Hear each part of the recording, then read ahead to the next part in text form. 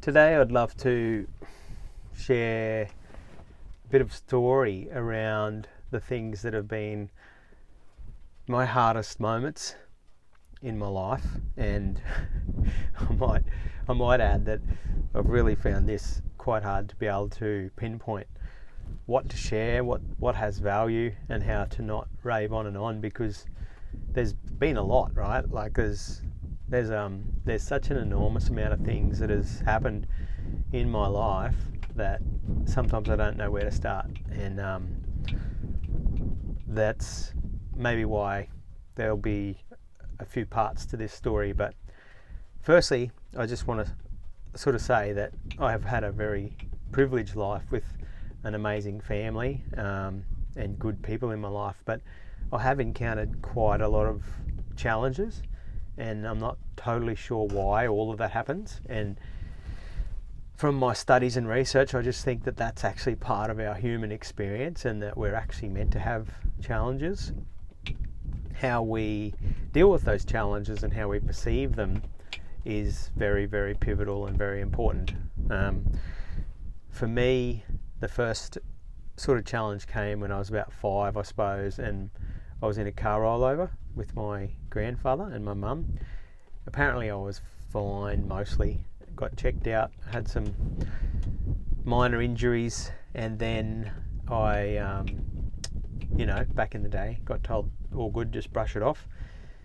And then this sort of continued through the next 15 plus years of my life, with everything from horse accidents and motorbikes, cars, quite a few car rollovers, and then later in life some aviation accidents. So some people have called me the crash test dummy, or accident prone, or very lucky, or very unlucky.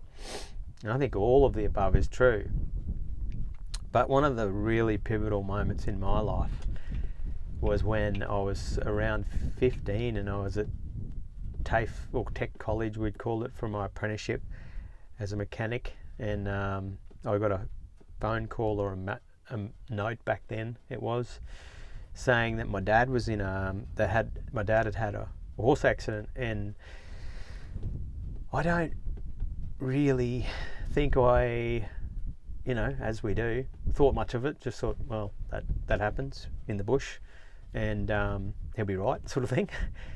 Anyway, hours later, my brother picked me up and took me to Brisbane to the emergency section that he was at, because he was in a really bad way. He had brain damage and was in intensive care, and spent the next few months rebuilding his life, and didn't even know who we were at the time, his family. So that was a big turning point in my life. I would have been 15 and pretty rebellious, pretty wild young bush kid actually. And from that moment on, I think I matured a lot more and found a lot of compassion and empathy, because I had a very powerful father who saw a lot of optimism in the world, and he actually he always had a good attitude towards getting shit done, and being powerful, and never letting a problem or whatever become too big that we couldn't solve it. So to see that turn in him over the next few years was really hard, and I kind of felt very helpless actually, because I had empathy and compassion but no tools to be able to help him. I might get emotional telling this actually, because it was the next 5 years I ended up working alongside Dad quite a bit, and I was on our family property, plus doing mechanical work and my apprenticeship and all sorts of things. And I really witnessed a side of my dad I didn't know existed. And he was predominantly, before this, a very tough, stoic, rural man who, as I said, never seemed like anything would ever stop him. He was, to us, invincible. Like, he was the sort of guy that would get a stick in his leg and be pouring blood out of his shoe, and he'd pull the stick out of his leg and put his shoe back on and go, come on, let's hurry up and keep going. Maybe in a bit of an unhealthy way sometimes, because not looking after our body, as I've learnt through more parts to my story I'll share.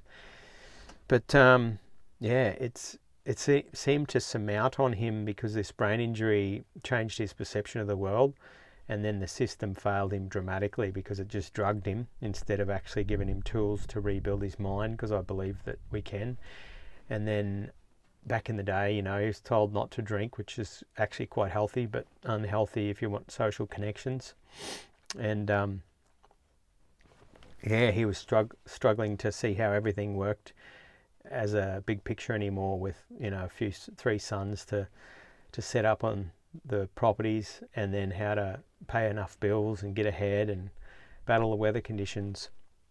And I remember talking to him about these things often and feeling his pain, frustration, and his internal battles, because he actually believed that he was hopeless, worthless, a burden, didn't need to be, that we'd be better off without him, actually.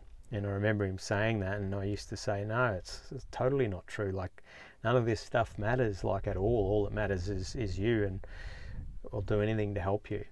And so I remember setting up a counsellor appointment for Dad, and he said he'd go, and he sent me to another property the night before and said he'd go and do that, but I'd had to go to this other property and do some work there.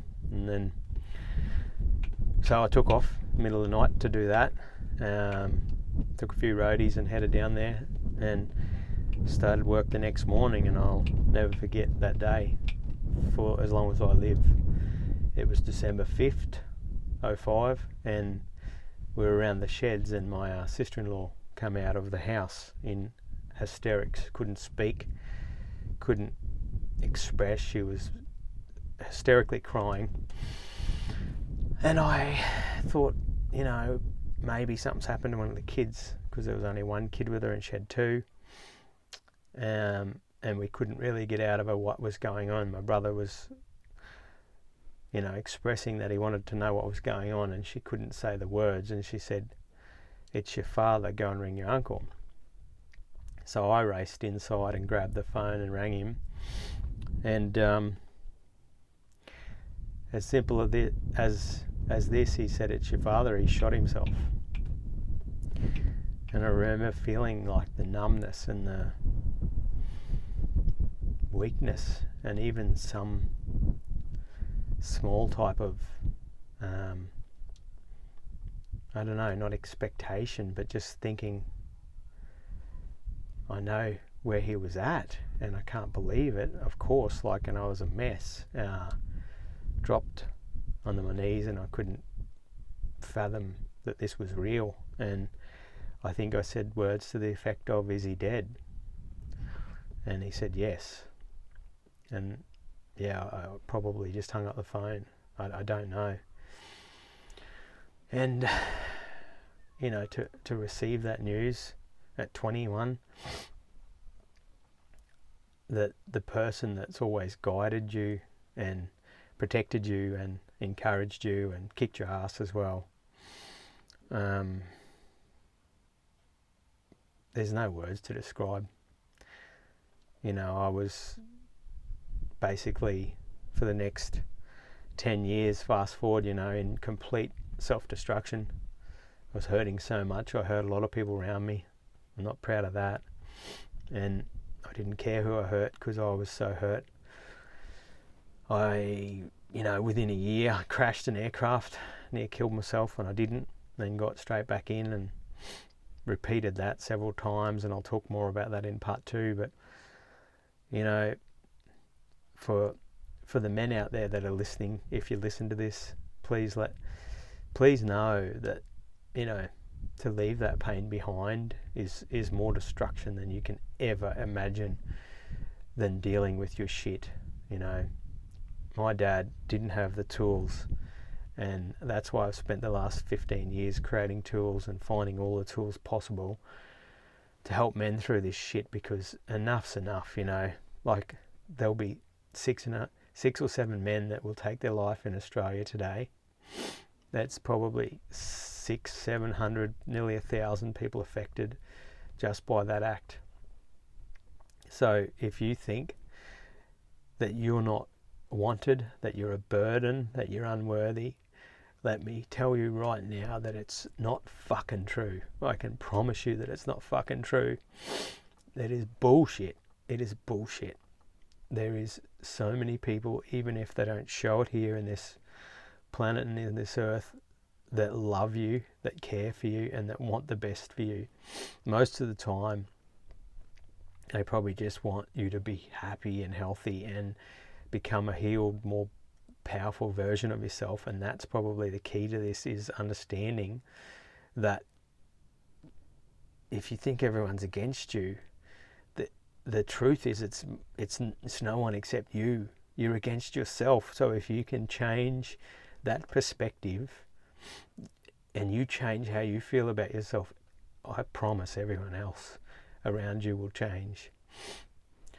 Can't believe how emotional I'm getting, because I still sometimes probably suppress things like we all do, and this is no different. You know, like, I buried stuff for a lot of years, but then I brought it up and dealt with it, and I've done every training and modality you can think of, but there'll still always be some pieces of pain in there, right? And that's because we love, and that's because we care, and that's why I want this video to have impact, and for you to know that you are enough and you are worthy. And if you think otherwise, ring me and I will slap you around.